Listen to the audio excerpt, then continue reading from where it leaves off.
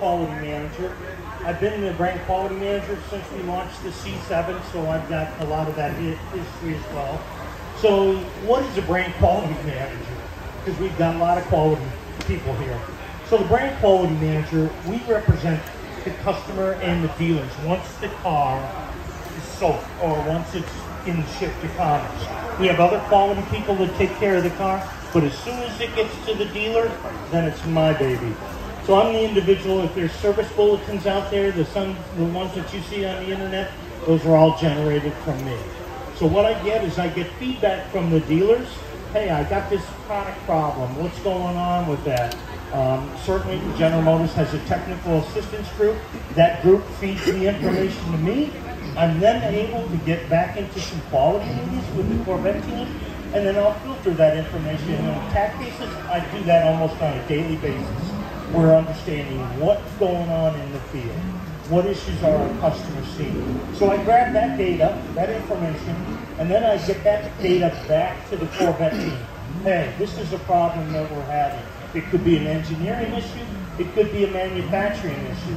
The manufacturing issues, those are sometimes a little easier to get fixed because it might be an operator doing something different, it might be a supplier doing something different, and we can react quicker to those.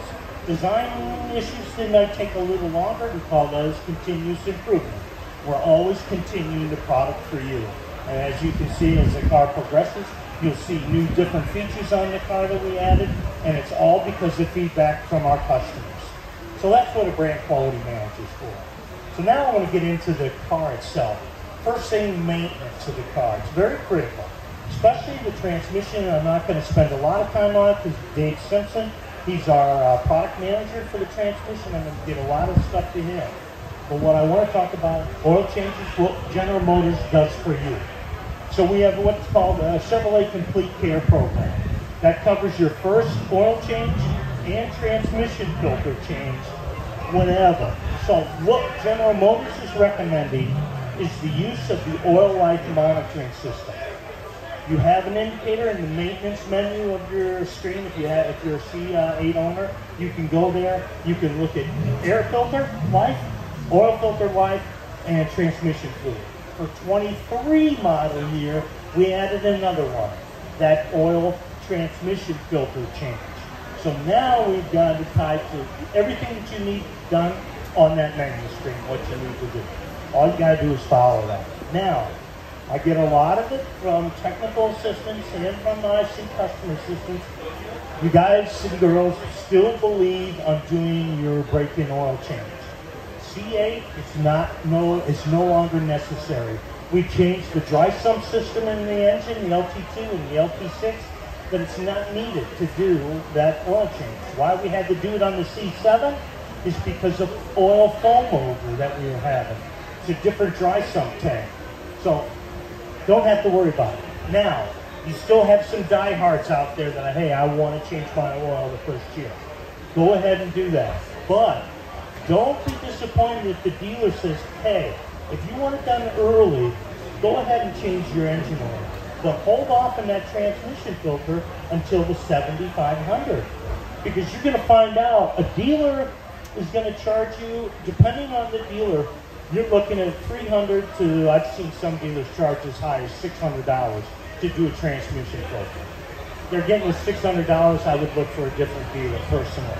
But I'm just letting you know, don't do that transmission filter until you get to that 7,500 miles. All right? Follow the oil life monitoring system, you'll be fine. And usually you're at 6,800 miles. That's where I'm seeing your oil life down around 10%. Now, if you're a more aggressive driver, yeah, that oil life is going to come down a lot faster. One of the other tips is you'll get customers to say, hey, I want to change my oil before us that live in the cold weather climate. I want to change my oil before I put it away for storage. And let me tell you, it's just like putting milk away and thinking you're going to drink it 3 months later. No, your oil will oxidize just sitting there. My recommendation is if you're at 40, 50%, leave the oil in there. When it comes time for spring and you get the car back out there, that's when you want to start with fresh oil when you're driving the car. Change it at that time. All right. We have some customers that will, hey, I inadvertently touched the reset on my oil life, and now it's back to 0 or 100%. What am I going to do now?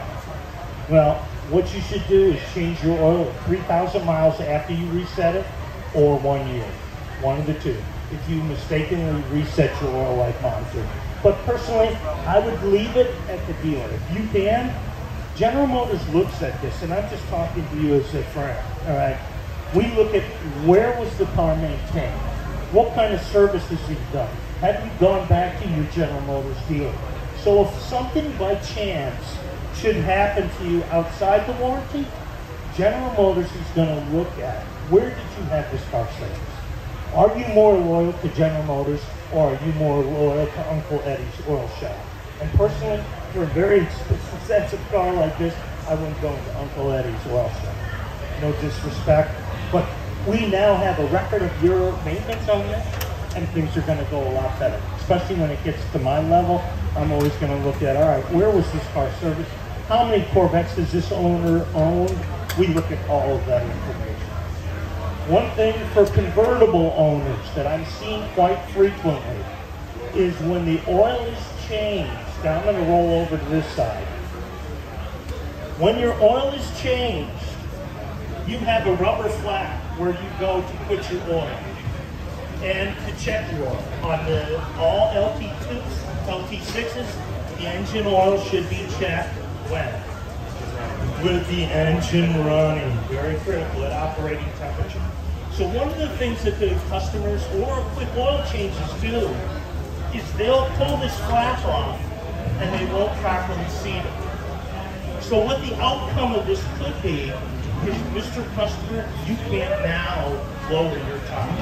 And the reason for that is we have a Hall effect sensor here that determines when the top is down. And if that is always open, it's not, the computer's going to say there's a problem here. You're telling me to open it, it's already open. It's not going to work. So it's very simple, making sure that the rubber seal is properly seated, just like this. Give it a little tug on it. Make sure it doesn't come up. And that's going to save you a lot of headaches and a lot of disappointment. Something that simple. Very, very critical. Oil. Right now, some of our dealers are having some difficulty getting your 0W40 Dexos 2 oil in Mobile 1. I've had that in the field. So this is just supply chain oil availability. We have lots of those issues. If you haven't been involved in it, God bless you, but we have been involved in it quite frequently. What we're telling our dealers for the Z51 and the Stingray 0W40, you can use, if it's not Mobile 1 available, you can use Pennzoil. You can use any other valve line just as long, and this is critical, the Dexos 2 specification and your 0 to 40 oil viscosity. It needs to have it both ways. I know everybody wants to have Mobile 1, but if it's not available, you can use a different brand just as long as the Dexos specifications there and your oil viscosity is there. Super critical. One other thing I've had questions on today is, do I need to do the track fill on the C51? My response is, if you're not doing donuts in the parking lot, you're not one of those individuals. You're not on the track and sustaining high G's, there's no need to add that 2 additional liters of oil. For the Z06, we are already putting 2 additional liters in it, just because we know there's a strong potential you're going to be on the track with your car. Super critical, all right? So it's not necessary to add it. You don't need it unless you're doing donuts or you're really pushing the car hard on a road track. Autocross, you're in a quick corner, you're never going to be throwing the fluid up into the transmission case high enough to have an issue. So if your main problem is high track, or you want to do donuts. And then you're looking at, for a Cup 2 rear tire, you're looking at about $780. So you've got the money to spend, you want to do it, go at it. It's your car. I can't tell you what to do. All right, so that's maintenance. It's very limited. So you're doing an oil change, and you're doing a transmission fluid. Super critical. Moving on, one of the things I want to discuss, and I see a lot of it here, and I get a lot of it, and I hate, this is the ugly side of my business. I want to share with you, so you're not involved in it. Modifying your vehicle, all right? Once you have modified whatever component you're doing, and these suppliers might not tell you this, you now have taken the responsibility of that, all right? I've seen some where they put aftermarket headers on the car, and they didn't apply the heat shields on the car. What type of problem do you think that individual had on the track? Yes, things got hot, things got melted, customer came back to us, found out, modified the car, now you're responsible for that. You're looking at $18,000 bill. Okay, one of the other things that's very popular, and I just issued a service bulletin, I hope it gets on the Corvette forum. Customers that have the E60 lift system. All right, it's a great system. It was meant to get the car up higher so you don't ruin the front end of the car. What customers like to do is get this little shim to lower the car 3/4 of an inch. So that thing costs $100 roughly. Now the labor is going to be probably another $200, and you're disassembling the front shock. So now you just altered the front shock of an E60 car. These front shocks are $1,800 warranty cost. So, do you want to take that risk for a $100 part that if something goes wrong with those shocks, you are now looking at close to a $5,000 bill? Do you feel lucky? That's what I have to say. Because when I get it, the service bulletins out there, the first thing we're asking our technicians, verify the shocks on the car. Has it been modified? If it's been modified, Mr. Customer, I hate to say it, you are now responsible. And I've had an individual, I think it was a Corvette blogger, that he was questioning why General Motors would do that. I'd ask anybody here that runs a company, if somebody modifies your part, would you warranty it? Hell no. We're doing the same thing. And you know, we're in business to do that. And I have no problem with it, but I just want to let you know what General Motors will do in the long run. And I don't want to have to entertain any of you and have to explain that. So that's why I'm spending time here now, letting you know what outcome some of these modifications will do. Even one simpler one, and this is, I've had 3 cases of this, and they're beautiful. The engine covers, beauty panels that go back here, all right? They might not be designed. I'm telling you, we have engineers here. They spend thousands of hours validating their part, making sure there's no issues with it. I've had 4 cases now where, Jeff, I have this rattle in the back of the car. I have this fluttering noise in the back of the car. I don't know. And when they call me, I love this car just as much as you guys. And I want to make sure I know the car just as well as you. And I tell them, wait a second, this Corvette doesn't have any rattles. This doesn't have any fluttering noise. You need to go to the dealer with an open mind and look for accessories. And lo and behold, aftermarket beauty panels in the back, and they're fluttering, they're causing rattle noise, they take it off, problem goes away. And now, Mr. Customer, now you're responsible for everybody's time for us going out there and doing all that. So just be cautious of what you do. If you do something and all of a sudden now there's a problem and you didn't have a problem before, think what you did. You don't want to get embarrassed when you go to the dealer and they tell you, I'm sorry, you modified the car, you want to be responsible for it. So. The engine cover silver and red. Why that dark color that's not really modification. No. If you, what his question was is our engine beauty cover, the one that goes over the intake manifold. If you get that different colored or whatever, no, we're not going to void a powertrain warranty for something like that. If you say that the paint's peeling, yeah, I'm going to tell you no, we didn't paint that one. But no, simple modifications like that, I am all right with. But if it changes or alters the performance of the design of the car, you're taking the risk. Okay, just letting everybody know. Is there another question? Ceramic brake pads on C8, Z51, just ran the brake pads on the C51 C8. All right.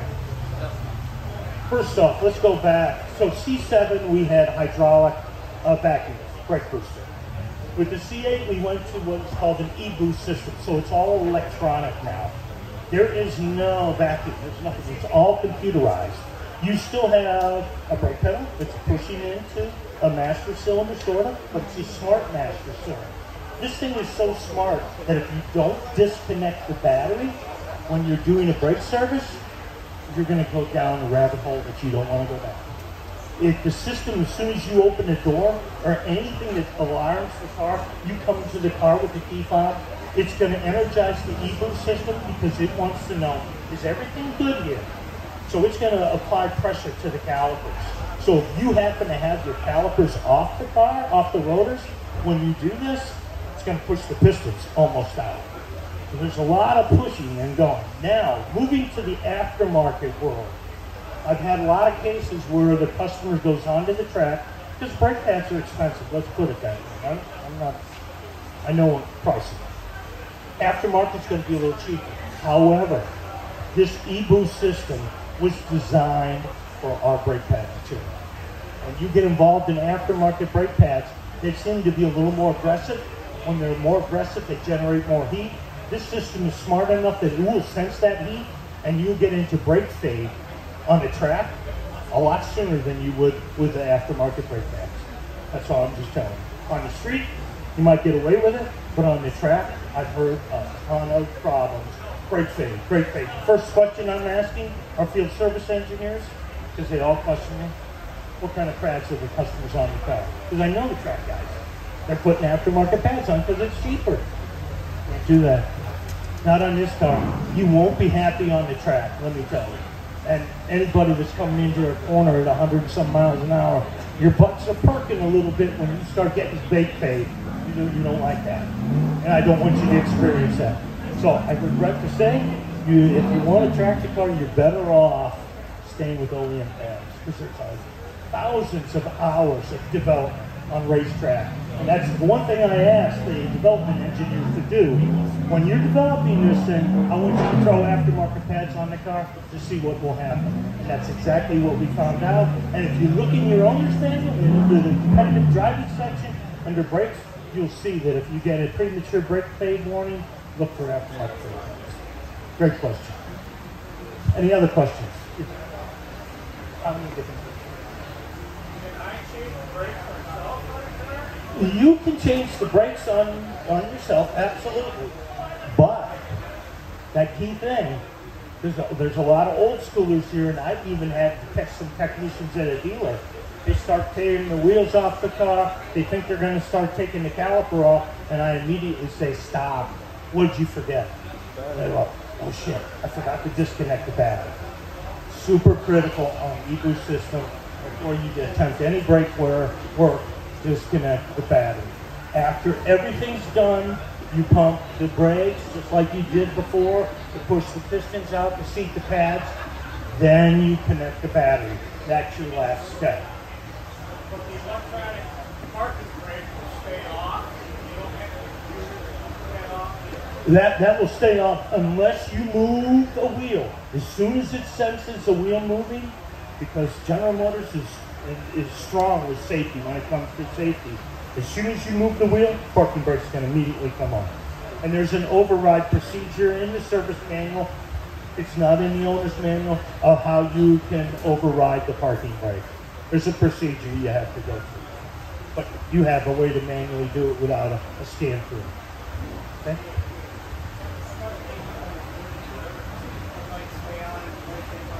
Okay. So he has and thank you very much for bringing it up. He has a 22 that during the daylight, condition like this, the headlights are staying on.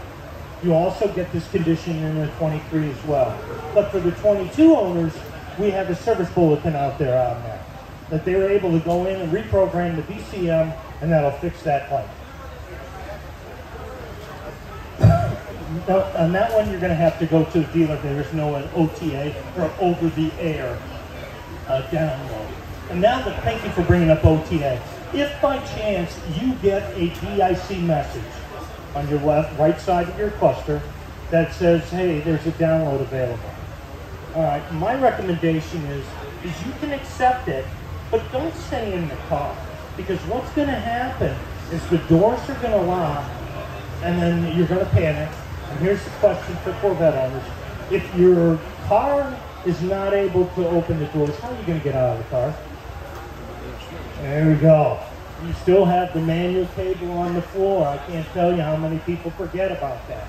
So you still, once you accept it, get away from the car, go do something else, come back and do whatever. It's just like your phone. When your phone does an update, it won't even let you do it. It's doing the update. Same thing with the car. When you get an OTA, leave it there. Don't stay in the car. Did you have a question? I want to get the question.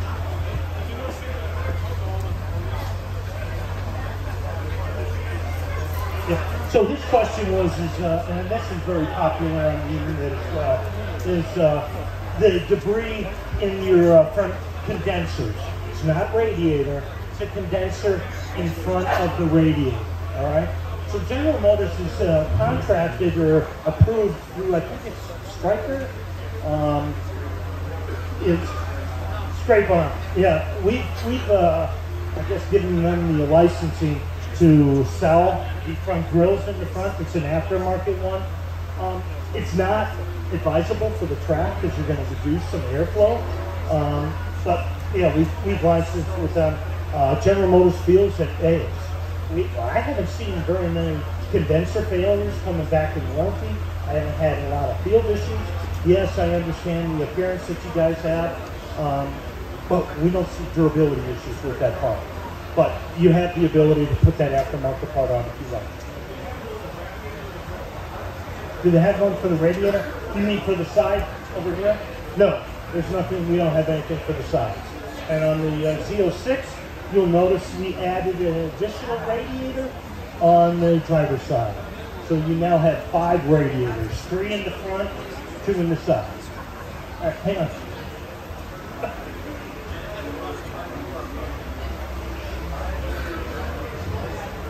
So he's had his car for 11 months.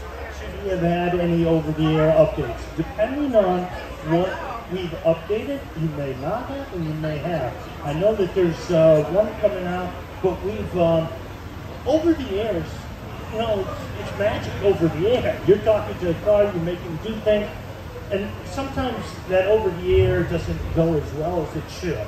So that's why General Motors is holding back some of those over the air right now until we make sure we don't have any other issues with causing additional issues with the car that was never there.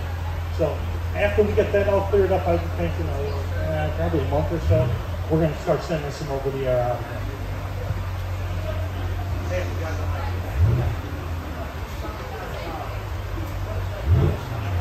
All right, summertime tires. So that's sort of what it means. You can drive them in the fall, but the performance of the tire is going to certainly degrade. You got a soft compound that likes warm temperatures, but when it gets cold, it gets extremely hard and brittle. All right, so up to 40 degrees, it's all right. 40 to 28, it's going to get a little squirrely. After 28, you don't want to drive the car because then you have the potential, because that rubber is so hard, it may fracture and just create little tiny cold cracking of the tire. We've had that bulletin out since, I don't see 6 days, cold weather cracking. That's on any summer tire. That includes the Cadillac V-Series, the Camaro, and the Corvette. So I certainly would recommend all season, if you plan on driving it, colder than 40 degrees. And then Cup 2 tires, my recommendation is Cup 2 if you're planning on tracking the car. The outer third is the slick. I'm not trying to make things better than they are. You get a lot of rain, things don't go so well. You're going to hydroplane a little bit. Especially if you get above 60 miles an hour, things are going to get a little squirrely in a good rain. So watch what you're thinking of.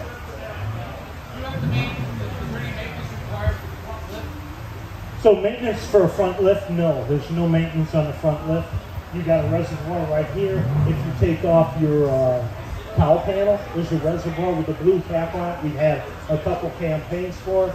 You want to make sure if you take your blue cap off, the seal should be nice and smooth. Shouldn't have a diaphragm seal on it. The latest and greatest design is a flat seal, and it won't leak. So that's for E60 customers.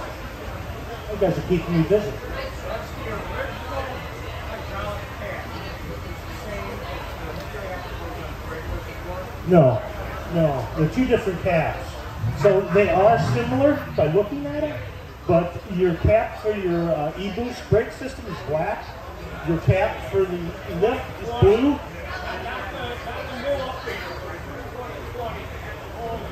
Yeah, no, you want the latest and greatest cap. Even in the 20, you should have that blue cap. That's what's included in the campaign.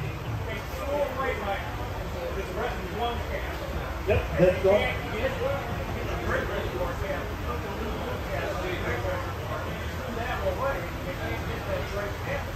All right, I'll take care of you later. All right. Thinks if you had a parts issue, and certainly I can get involved in those. And you know, I'm here to help you. That's my goal. As much as I possibly can. Now, modify. I'm not going to be able to help you that much.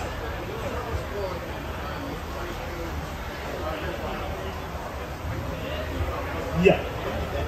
When did that the automatic, the headlights staying on during daylight? When did that go?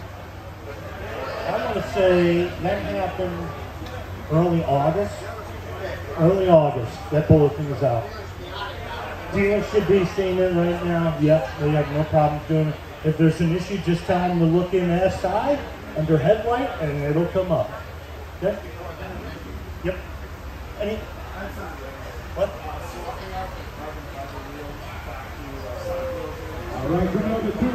Okay, so the one question was going from carbon fiber wheels to an aluminum wheel, because I knew this was going to happen. One of the things we did ask engineering to do was go out and validate it. Will there be any issues? They said no, but the car will feel different.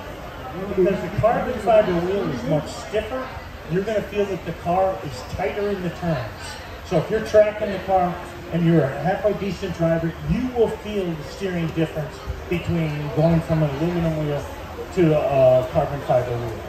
Safety-wise, there's nothing you have to worry about. No different cowls that need to be your ELS speed cowl. They don't have to be changed. Your stability track cowl, no. ABS cowl, no. So you'll just notice a little difference in the performance of steering. The responsiveness is what I should have said. The responsiveness of the car won't be as quick. Even though the Z06 quick, just that carbon fiber wheel will make it a little stiffer. One other thing, if you are considering carbon fiber wheels, you notice that there is a white band around the inside of the barrel of the wheel. That's a ceramic coating. The ceramic coating is there to help protect the wheel. So those track customers that just part on the track, they come off the track and they let the car sit, that's a mistake. Because we call a chimney effect. All that heat from that rotor, and you can get these rotors red hot to light a cigarette off of. All that heat will come right up into that carbon fiber wheel. Carbon fiber wheel, not metal, not aluminum. It's a carbon fiber with the resin. It could soften that resin. So that's why we have a procedure when you're on the track to cool that tire down or the wheel down and the rotors, so you won't have to have that issue. But that's one thing you should be aware of. Any other questions? You're a great group. Thank you very much for your time. I'm here all week. If you have a question, come and talk to me.